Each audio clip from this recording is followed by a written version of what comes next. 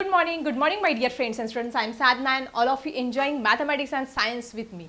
6वीचं syllabus बदललेलं आहे आणि 6वी सायन्सचं पहिलं चॅप्टर की ज्या चॅप्टरचं नाव आहे कॅरेक्टरिस्टिक ऑफ लिव्हिंग ऑर्गॅनिझम. आपल्याला पुढचं जे कॅरेक्टरिस्टिक ऑफ लिव्हिंग ऑर्गॅनिझम आहे त्याच्यामधलं पुढचं जे कॅरेक्टरिस्टिक आहे ते कॅरेक्टरिस्टिक आपल्याला इथे बघायचं आहे. पहिलं आपण ग्रोथ अँड डेव्हलपमेंट बघितलं, ठीक आहे. त्यानंतर रिस्पॉन्सिनेस टू स्टिम्युले हे बघितलं. पुढचं आहे एस्क्रिशन. आता एस्क्रिशन म्हणजे माहिती ना सगळ्यांना, रोज वॉशरूमला जातात आपण, दिवसभर काहीतरी खात राहतो आणि खाल्लेलं पचलं की न पचलेला भाग जो आहे तो आपण एस्क्रिशन थ्रू बाहेर टाकत असतो. याला म्हणतात मराठीमध्ये उत्सर्जन, ठीक आहे. तर आता हे एक्सक्रिशन फक्त आपल्यामध्येच होतं का रे बाळांनो? नाही, वनस्पती पण एक्सक्रिशन करत असतात, आपण पण एक्सक्रिशन करत असतो, ॲनिमल्स सुद्धा एक्सक्रिशन करत असतात. ते वेस्ट प्रोडक्ट जे आहे ते युरिक ॲसिडच्या फॉर्ममध्ये किंवा आपलं फेशियल मॅटरच्या फॉर्ममध्ये आपण रोज बाहेर टाकत असतो, ठीक आहे.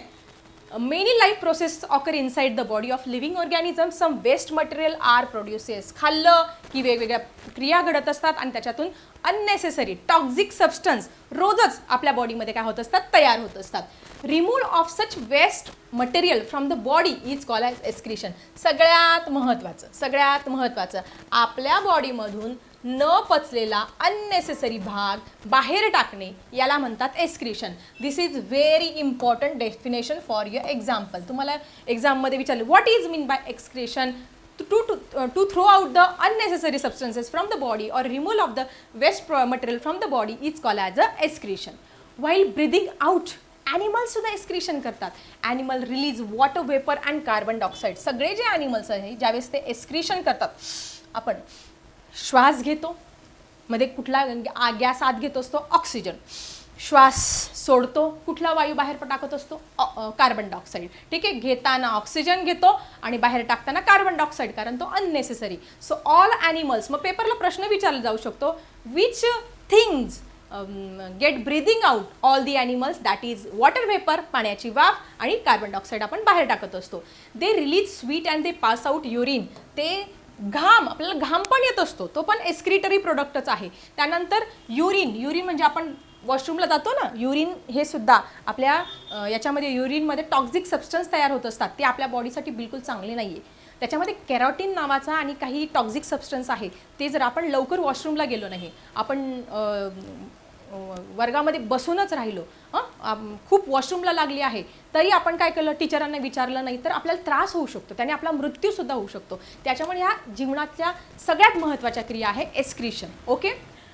In this way the excrete waste plant store waste in their bark old leaves. जसं आपण एक्सक्रिशन करतो ना रोजच सगळेजण, त्या पद्धतीने वनस्पतीसुद्धा एक्सक्रिशन करत असतात. कुठल्या फॉर्ममध्ये वनस्पती एक्सक्रिशन करतात चला समजून घेऊया. मग काय करतात? Plant store waste in their bark. त्यांचं जे खोड आहे त्या खोडामध्ये काय करतात, ते एक्सक्रिटरी सबस्टन्स साचवून ठेवत असतात. ओल्ड लिव्ह, जुनी जी पानं आहे झाडांची त्याच्यामध्ये पण एक्सक्रिटरी सबस्टन्सेस असतात. एक्सेस ऑफ सॉल्ट, मग त्यांच्या बॉडीमध्ये असणारा excess of salt, tannins, resin, gum, crystal like calcium oxalate etcetera, हे सगळे काय आहे, वनस्पतींचे एक्सक्रिटरी प्रोडक्ट आहे. मग तुम्हाला प्रश्न विचारला which are the excretory substances in the plant? So you have to write down that is excess of salt. क्रमाने लिहायचं आहे, हा प्रश्न विचारला जातो पेपरला. Excess of salt, tannins, resin, gum, crystal like colocasia oxalate. तुम्ही आळूचं पान बघितलं ना, आळूचं पान खाल्ल्यानंतर घशामध्ये असे खव होत असते, ते कशामुळे? कॅल्शियम ऑक्झलेटचे क्रिस्टल्स असतात त्याच्यामुळे. हे सगळे आहे प्लांटचे एक्सक्रिटरी प्रोडक्ट. सो हे सगळे नोट डाऊन करायचं, लक्षात ठेवायचं. Which are resin, tannins, gum, excess of salt and crystals like calcium oxalate. All these are the excretory substances in the plant. When these leaves, pieces of bark fall off, the waste is excreted. पानं पडले, पानं पिकले, झाडाचे पानं पिकतात बघा, पहिले green कलरचे असतात, मग हळूहळू त्यांचं वय होत, जसं आपण वय झाल्यानंतर म्हातारा होत जात असतं ना, त्या पद्धतीने त्यांचे पण पानं पिकतात. ते खाली पडले की समजायचं त्यांचं पण एक्सक्रिटरी सबस्टन्स बाहेर पडले. तुम्ही कधी पान खाल्लंय का? तोंड लाल होतं बघा, तर त्याच्यामध्ये काथ टाकतात, कॅचू म्हणतात त्याला, तो काथ टाकत असतात. काथ का बरं टाकतात? कारण लाल रंग येत असतो. ॲक्च्युली ती काय असते, एका झाडाची, कॅचू ट्रीची एक साल असते, ते त्याचा एक्सक्रिटरी प्रोडक्ट असतो आणि आपण मात्र ते पाण्यामध्ये टाकून खात असतो. त्याचा आपल्याला काहीही साईड इफेक्ट नाही. All these are the excretory substances of these trees or plants. Okay. When these leaves or pieces of bark fall off, some plants also release sticky liquid from their stems to some man-made or natural injury. कधी कधी sticky substance बघा, तुम्ही रबराचं झाड बघितलंय तुम्ही, रबराच्या झाडापासून ते रबर बनवण्यासाठी एक दुधासारखा पातळ पदार्थ त्याच्यातून बाहेर, त्याला डायरेक्ट बादल्या लावून ठेवतात त्या झाडांना, त्याला असं टोचतात आणि टोचल्यानंतर असा दुधासारखा पांढरा सफेद पदार्थ बाहेर येतो, त्या बादलीत भरतात, त्याच्यावरती प्रक्रिया करतात आणि मग प्लास्टिकच्या रबराच्या वस्तू ह्या बनवत असतात. म्हणजे हे सगळं काय आहे त्यांचं एक्सक्रीटरी. कॅच्यू सांगितलं तुम्हाला, रबर ट्रीचा जो sap of the rubber tree पण सांगितला. When this liquid is dried it forms gum. हे लिक्विड ड्राय झालं की काय होतं, गम. तुम्ही ड्रमस्टिक ट्री बघितला, शेवग्याचं झाड बघितले, शेवग्याच्या शेंगांची भाजी खाल्ली का शेवगा, ठीक आहे, त्या झाडावरती बघा तुम्हाला खूप डिंक बघायला मिळेल. अजून बाभळीवरती पण असतो, वेगवेगळ्या झाडांवरती आपल्याला गम बघायला मिळतो. ॲक्च्युली हा गम काय आहे, तो आहे excretory product of all these plants. Okay. पण आपल्यासाठी काही साईड इफेक्ट नाही त्याचा, आपण खाल्ला तरी चालणार आहे, आपण लाडूमध्ये टाकून खात असतो ना, त्यामुळे ताकद येत असते. Okay. This is also from excretion. Plants excretion करतात. The roots of plants also release some waste material. त्यांचे जे रूट्स असतात ते पण काय करत असतात, वेस्ट मटेरियल रिलीज करण्याचं काम करत असतात. याला म्हणतो आपण आपलं एक्सक्रीशन. स्टुडंट, काय दिसते तुम्हाला, ही आहे आपली एक्सक्रीटरी सिस्टीम. कुठलाही पदार्थ तोंडात टाकला की तो इसोफेगसमधून जाणार, सगळं स्टमकमध्ये जाणार, त्यात सगळीकडे पॅनक्रियाटिक ज्यूस सिक्रेट होणार आणि नंतर ते जाणार लार्ज इंटेस्टाईन. लार्ज इंटेस्टाईनमध्ये काय होत असतं, absorb water from the waste creating stool. जे आपलं फेशियल म्हणजे आपण जे टॉयलेट करत असतो त्याच्यामध्ये जो त्याच्यामधलं जे वेस्ट फक्त वॉटर ॲब्सॉर्ब करतं आणि वेस्ट मटेरियल पुढे पाठवत असतं. त्यानंतर स्मॉल इंटेस्टाईन बघा, असं असं आपल्याला हे लार्ज इंटेस्टाईन दिसतं, पण स्मॉल इंटेस्टाईनची लांबी सगळ्यात जास्त असते. मग हे स्मॉल इंटेस्टाईन परत काय करतं, absorb most of the nutrient from what we eat and drink. त्याच्यामधले सगळ्यात महत्त्वाचे जे घटक आहे, खाल्लं आपण काही, पाणी पिलं, ज्यूस पिला, याच्यातले महत्त्वाचे इन्ग्रेडियंट शोषून घेण्याचं काम कोण करत असतं, तुमचं स्मॉल इंटेस्टाईन करत असतं. आणि हे बघा इथे रेक्टम आहे. रेक्टम काय काम करतं रे, provides temporary storage for faeces. म्हणजे आपल्याला टॉयलेटला लागलेली असते, पण ती इथे या रेक्टममध्ये काय असते, तात्पुरती स्टोअर केलेली असते. आणि स्टोअर केल्यानंतर आपण काय करतो, वॉशरूमला जात असतो. मग तात्पुरती स्पेस देण्याचं काम कोण करत असतं, हे रेक्टम करत असतो. हे झाली आपली एक्सक्रीटरी सिस्टीम. तर विद्यार्थी मित्रांनो, आपण किती कॅरेक्टरिस्टिक ऑफ लिव्हिंग ऑर्गॅनिझम शिकलो, ग्रोथ अँड डेव्हलपमेंट, रिस्पॉन्सिनेस टू स्टिम्युली, त्याच्यानंतर आपण एक्सक्रीशन पण बघितलं. आणि आता आपण बघणार आहोत नवीन. तुम्ही सजीव आहात तर तुमच्यामध्ये ही लक्षणं असणार म्हणजे असणार. दुसरं सगळ्यात महत्त्वाचं आहे reproduction. So what is mean by reproduction, आपल्यासारखा दुसरा जीव निर्माण करणे. ही काय दिसते तुम्हाला, हेन दिसते आणि तिचे छोटे छोटे बघा किती सुंदर चिकन दिसतात, छोटे छोटे पिल्लं दिसतं. मग ह्या हेनने काय केलं, रिप्रोडक्शन, स्वतःसारखाच काय केलं, इथे दुसरा जीव निर्माण केलं. म्हणजे प्राण्यांमध्ये सुद्धा काय असतं, तुमचं रिप्रोडक्शन असतं. वनस्पतींमध्ये पण रिप्रोडक्शन असतं. दिसतंय तुम्हाला, फक्त हिचा कलर वेगळा आहे. काय दिसतंय, हा पण स्वतःसारखा दुसरा जीव निर्माण करतो.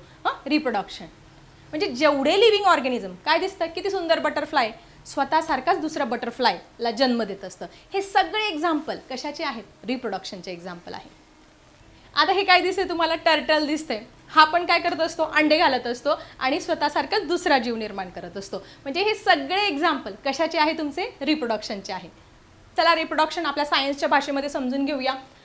Every living organism produces another living organism like itself. This process is called as reproduction. खूप इम्पॉर्टंट, लिहून घ्या तुमच्या नोटबुकमध्ये. What is mean by reproduction. Reproduction म्हणजे काय, ही व्याख्या तुम्हाला परीक्षेला येणार म्हणजे येणार. That is every living organism produces another living organism like itself. स्वतःसारखाच दुसरा जीव. आता तुम्ही मला सांगा, तुम्ही आंब्याची कोय लावली आहे तर त्याला जांभळं येतील का, नाही. आंब्याच्या झाडाला आंबाच येणार, जांभळाच्या झाडाला जांभूळच येणार. म्हणजे स्वतःसारखा ते दुसरा जीव निर्माण करत असतात. माणसाला छोटं लेकरूच होणार आहे असं नाही होणार की कॅट आणि डॉगने माणसाला जन्म दिला, असं नाही. स्वतःसारखाच कॅट काय करते, किटनला जन्म देत असतात, छोटे छोटे पिल्लं असतात. तुमचा डॉग जो आहे तो पपीजला जन्म देत असतो. म्हणजे आपल्यासारखाच सेम टू सेम दुसरा जीव निर्माण करण्याच्या ह्या प्रोसेसला आपण काय म्हणत असतो, रिप्रोडक्शन म्हणत असतो. बघा, सम ॲनिमल्स एग्स, काही जण अंडी घालतात. कोण कोण अंडी घालतात रे? लिहा मला कमेंट सेक्शनमध्ये. सगळ्यात पहिले कोण अंडी घालतं? बर्ड. सगळ्या प्रकारचे जे पक्षी आहे, चिमणी आहे, कावळा आहे किंवा सगळे पक्षी ते अंडी घालतात. त्या अंड्यातून त्यांची पिल्लं. तुम्ही कोंबडी बघितले ना, कोंबडीचं अंडा बघितलं, ती कोंबडी काय करत असते? अशी खुराड्यावर मस्तपैकी बसत असते, त्या अंड्यांना ऊब देत असते आणि नंतर विशिष्ट कालावधीमधून ते अंडं फुटून त्याच्यामधून काय येत असतं? त्याचं चिकन, त्याचं छोटंसं पिल्लू बाहेर येत असतं.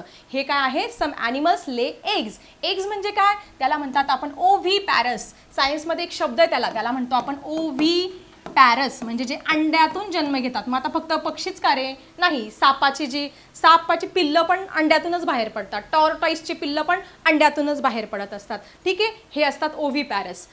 जनरल नॉलेजसाठी लक्षात ठेवा. Their babies hatch from the eggs. त्या अंड्यातून उगवून काय होत असतात? ते पिल्लं बाहेर येत असतात. Some animals directly give birth to young one. आपण आईच्या पोटातून बाहेर येतो 9 महिने झाल्यानंतर. किंवा काही जे आहे मॅमल्स आहे, तुमची काऊ आहे, काऊ काय करत असते? त्याच्या काफला जन्म देत असते. तुमची गाय त्याच्या वासराला जन्म देत असते. असे डॉग आहे, त्याच्या पपीजला जन्म देत असतो. कॅट त्याच्या किटनला. आपल्यासारखाच दुसरा जीव निर्माण करत असतो. काही मग अशा प्रकारे डायरेक्ट आईच्या पोटातून जे बाहेर येतात आणि आईच्या दुधावरती जे डिपेंड असतात त्याला आपण म्हणतो, एक शब्द आहे, काय म्हणतात त्याला? व्ही पॅरस. काय म्हणणार त्याला? व्ही पॅरस, की जे काय होतं? डायरेक्ट ज्यांचा जन्म होत असतो आईच्या पोटातून, वूम ऑफ दी मदर, त्याला व्ही पॅरस. जे अंड्यातून जन्म घेतात त्याला ओव्ही पॅरस म्हणत असतो. लक्षात ठेवायचं आहे. Some organism can even grow into whole organism from just a small part of their body. साधी गोष्ट आहे. तुम्ही पानफुटी नावाची वनस्पती बघितली का? त्याचं पान जरी जमिनीवर पडलं ना, त्याच्यापासून नवीन प्लांट तयार होत असतो. किंवा आपण बघा, गुलाबाचं झाड आहे, हिबिस्कस आहे, हे काही जे आहे त्याचं कलम करतात, त्याची फांदी लावली तरी त्याच्यापासून पूर्ण नवीन रोपटं तयार होत असतं, नवीन प्लांट तयार होत असतात. अशा पद्धतीने सुद्धा रिप्रोडक्शन होत असतं. अंड्यातून जन्म होतो, आईच्या पोटातून जन्म होत असतो आणि काही डायरेक्ट स्टेम वगैरे कटिंग करून त्याचं स्टेमिंग करून त्याच्यातूनच जन्म होत असतो. काही बिया लावल्यानंतर गहू टाकले तर गहूच येणार आहे ना, तांदूळ टाकले तर तांदळ म्हणजे तुमचा भातच येणार आहे ना. अशा पद्धतीने या सगळ्या गोष्टींना आपण काय म्हणणार आहोत? रिप्रोडक्शन म्हणणार आहोत. Most plant reproduces through seeds. शक्यतो शेतकरी जे आहेत, सगळे शेतकरी आहोत आपण. शेतकरी काय करतो? शेतात असं धान्य पेरत असतो आणि त्या पद्धतीने ते पीक येत असतो. म्हणजे त्यांचा जन्म कुठून झाला? सीडमधून झालेला आहे. Inside the seed there is a seedlings. त्याच्यामध्ये काय असतात? सीडलिंग्स असतात. Seed grow into small leaves and roots. त्या सीडपासून छोटे छोटे मुळं बाहेर पडतात. तुम्ही कधी मटकी उसळ खातात ना नेहमी, त्याच्यात पण बघा मोड आलेले कडधान्य. कसं काय दिसतंय तुम्हाला? हे सगळे स्प्राउट्स आहेत. याला आपण मोड आणून त्याची भाजी करत असतो. तुमच्यासमोर हे काय आहे? ग्रीन मूग आहे. त्याच्यानंतर ही मटकी आहे, उसळ आहे, वाटाणे आहे, तुमचे हरभरे आहे, ज्याच्यापासून आपण फुटाणे बनवत असतो. हे सगळे जे आहे स्प्राउट्स, तुमची आई काय करत असते? भिजत टाकते, त्याला मोड येते. मोड आल्यानंतर काय होत असतं? त्याच्यातले पौष्टिक जे पदार्थ, पौष्टिकता जी आहे किंवा विटॅमिन्स आणि मिनरल्स जे आहे ते वाढत असतात आणि मग त्याच्यापासून नवीन प्लांट पण उगवत असतं. तुम्हाला साधासुद्धा एक्सपेरिमेंट करायचं असेल ना, तुमच्या घरी मोहरी असेल ना, ती मोहरी टाका एखाद्या कुंडीमध्ये, पाणी टाका त्याच्यापासून नवीन छोटंसं प्लांट उगवेल. ठीक आहे. सो हे सगळे आहे स्प्राउट्सचे एक्झाम्पल की ज्याच्यापासून नवीन प्लांट तयार होत असतं. म्हणजे हे सगळे सीड्सपासून नवीन प्लांट तयार होणं, याला आपण काय म्हणणार आहोत? Reproduction, which is the most important characteristic of all living organism. याच्यावरती प्रश्न कसे विचारले जातील? सगळ्यात पहिले रिप्रोडक्शनची डेफिनेशन तुम्हाला माहिती पाहिजे. त्यानंतर अजून तुम्हाला काय दिलेलं आहे? Inside the seed there is a seedling. Fill in the ब्लँक्समध्ये inside the seed there is a dash dash. उत्तर काय लिहिणार? सीडमध्ये काय असतं? सीडलिंग्स असतात. Seed grows into small leaves and roots. इथे पण दुसरं फिल इन द ब्लँक्स लगेच तुमच्या नोटबुकमध्ये नोट डाऊन करा. अशा पद्धतीने ह्या रिकाम्या जागा तयार होत आहेत तिथे. प्रश्न कसे विचारले जातील हे पण तुम्हाला मी साईड बाय सांगते आहे. ठीक आहे. सीड ग्रो, सीड वाढलं, त्याच्यापासून काय त्याला काय फुटणार? छोटे छोटे लिव्स, छोटे छोटे पाने येणार आणि त्याचे काय? रूट्स जमिनीपर्यंत जाणार. रूट्स हे जमिनीत जाणार. मग seed grows into dash dash and dash dash. तुम्ही लिहिणार small leaves and roots. Okay. पुढे बघा. When a seed is planted it grows into new plant. Seed लावलं, नवीन प्लांट तयार झालं. The process is called as a germination. ही व्याख्या पेपरला विचारली जाईल. What is mean by germination? म्हणजे बीज अंकुरित होणं. जर्मिनेशन म्हणजे काय? अंकुरित होणं.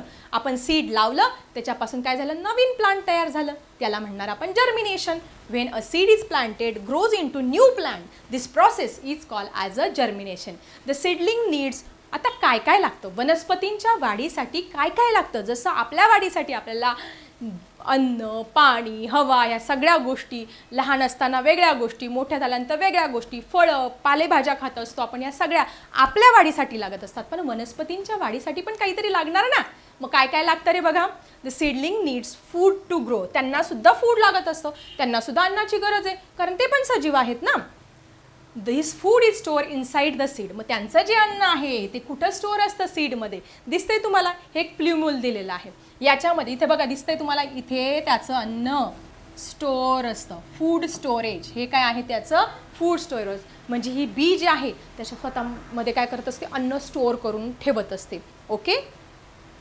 If you look at seeds like beans peas they have two halfs आपण बघितलं शेंगदाण्याचे दोन भाग होत आहेत वाटाण्याचे भाग होतात की नाही जरा लिहा मला कमेंट सेक्शनमध्ये आल्मंड बघितलं बदामाचे दोन समान भाग होऊ शकतात ठीक आहे प्रॉपर कट केलं पाहिजे फक्त त्यांना टू हाफ्स असतात हे बघा टू हाफ्स म्हणजे हा एक भाग आणि हा एक भाग याला टू हाफ्स म्हणत असतो आपण they have two halfs these halfs contain food for the growing seed जे नवीन येणारं सीड आहे त्याच्या वाढीसाठी लागणारं सगळं पोषक तत्व काय असतं याच्यामध्ये इथे त्याचं फूड काय होत असतं स्टोअर होत असतं the seed grains like wheat jowar also content such a store food तुमची गहू आहे ज्वारी आहे बाजरी आहे त्याच्यामध्ये पण काय असतं तुमचं स्टोअर फूड असतं अशा पद्धतीने होत असतं तुमच्या प्लांट्समध्ये रिप्रोडक्शन आता बघा छोटासा इंटरेस्टिंग टॉपिक राहिलेला आहे रिप्रोडक्शनमध्ये प्लांटमध्ये रिप्रोडक्शन कसं होतंय बघा दिसतंय तुम्हाला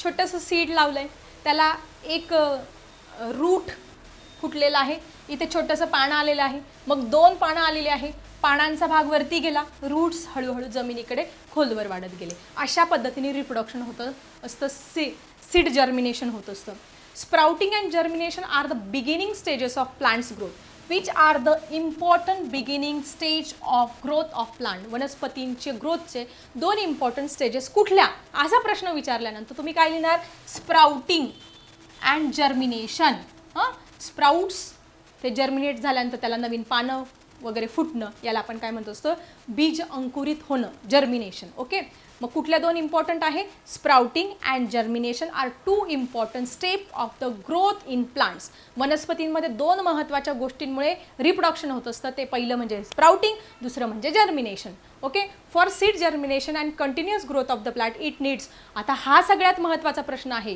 की हे जे नवीन प्लांट आहे हे जसं आपल्याला अन्न वस्त्र निवारा लागत असतं जगण्यासाठी हवा लागते पिण्यासाठी पाणी लागतं जेवणासाठी आपण अन्न लागत असतं तसं या वनस्पतींसुद्धा रिप्रोडक्शनसाठी काय लागत असतं काही गोष्टी महत्त्वाच्या आहे इट नीड्स सनलाईट सगळ्यात महत्त्वाचा सूर्यप्रकाशच मिळाला नाही तर ते त्यांचं अन्न कसं तयार करणार कारण सूर्यप्रकाशाच्या साह्याने ते त्याच्यामधलं जे क्लोरोफिल पिगमेंट असतं ह्याच्यामध्ये काय असतं क्लोरोफिल पिगमेंट प्रेझेंट असतं क्लोरोफिल पिगमेंट आणि दुसरं काय असतं कार्बन डायऑक्साईड जे आहे ते हवेतून घेत असतात याच्या मदतीने काय करतात ते आपलं अन्न तयार करत असतात by the process of photosynthesis sunlight moisture लागत असतं थोडा ओलावा लागत असतो आणि fresh air in the surrounding कुठल्या तीन गोष्टी लागतात फॉर दी सीड जर्मिनेशन प्रश्न काय लिहिणार for the seed germination which 3 things are required सगळ्यात महत्त्वाची गोष्ट तुम्ही काय लिहिणार इट रिक्वायर्ड सनलाईट लागत असतो सूर्यप्रकाश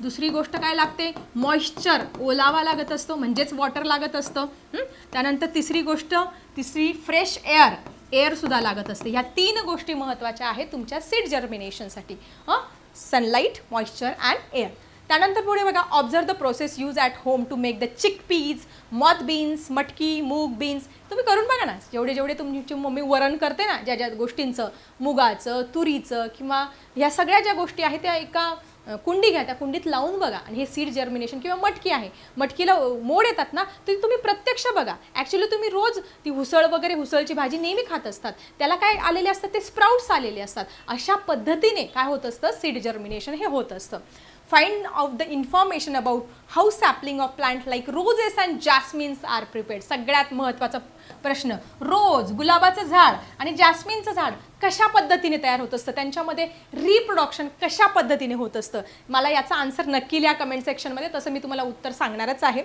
म्हणजे या सगळ्यांमधून आपल्याला काय कळलं, हे महत्त्वाचं कळलं. काय? Growth and reproduction the main characteristic of living organism. Growth होणं, त्याची वाढ होणं आणि आपल्यासारखा दुसरा सजीव निर्माण करणं, हे 2 इम्पॉर्टंट कॅरेक्टरिस्टिक आहे. कसले? ऑल लिव्हिंग ऑर्गॅनिझमचे. These are the most important sign use to distinguish between. म्हणजे तुम्हाला एक गोष्ट लिव्हिंग आहे, दुसरी नॉन लिव्हिंग आहे, याच्यामधला फरक ओळखायचा आहे. तर कुठली कॅरेक्टरिस्टिक बघा, अरे याची वाढ होती का, हे रिप्रोड्यूस करतोय का, दगड दुसऱ्या दगडाला जन्म देतोय का, किंवा एखादा फ्लॉवर पॉट आहे तर दुसऱ्या फ्लॉवर पॉटला जन्म देतोय का? नाही, they all are non living things. मग आपण लगेच डिस्टिंग्विश करू शकतो लिव्हिंग की नॉन लिव्हिंग. बरं, हे ग्रोथ दाखवतंय का, हे रिप्रोडक्शन करतंय का, मग याच्यावरून आपल्याला सहज लक्षात येणार आहे. साधा सोपा एक्सपेरिमेंट करायचा ज्याच्यातून आपल्याला ग्रोथ आणि रिप्रोडक्शन हे समजणार आहे. 2 कुंड्या घ्या, एका कुंडीमध्ये माती घ्या आणि धान्य, गहू वगैरे काहीतरी टाका, दुसरी कुंडी रिकामीच ठेवा. त्याला ज्याच्यात आपण धान्य टाकतं त्याला पाणी टाका, तुम्ही काय टाकायचं ते टाका, सूर्यप्रकाशात ठेवा आणि दोन्ही कुंड्यांमधला फरक बघा. तर ज्या कुंडीत आपण धान्य टाकलेलं आहे त्याच्यामध्ये रिप्रोडक्शन होईल, नवीन प्लांट जन्माला येईल. म्हणजे रिकामी कुंडी ती तशीच राहणार आहे, त्याच्यात रिप्रोडक्शन होणार आहे का? नाही. हे साधे सोपे आहे तुमचे रिप्रोडक्शनचे एक्झाम्पल. सो अशा पद्धतीने आपण कॅरेक्टरिस्टिक ऑफ लिव्हिंग ऑर्गॅनिझममध्ये ग्रोथ अँड डेव्हलपमेंट बघितलं, रिस्पॉन्सिव्हनेस टू स्टिम्युलाई बघितलं, एक्सक्रीशन हे पुढचं कॅरेक्टरिस्टिक बघितलं आणि चौथं कॅरेक्टरिस्टिक आज आपलं कंप्लीट झाले आहे, ज्याचं नाव आहे रिप्रोडक्शन. हे सगळं तुम्हाला समजलं का? नक्की लिहा कमेंट सेक्शनमध्ये. आणि अशाच इंटरेस्टिंग टॉपिकसह भेटूया पुढच्या व्हिडिओमध्ये. आणि सगळ्यात महत्त्वाचं, चॅनलवरती नवीन असेल तर आता लगेच सबस्क्राईब करा आणि बेल आयकॉन ही प्रेस करा आणि लाईक करणं तर फ्रीच आहे. सो लाईक करायला विसरू नका. चला भेटूया पुढच्या व्हिडिओमध्ये. बाय.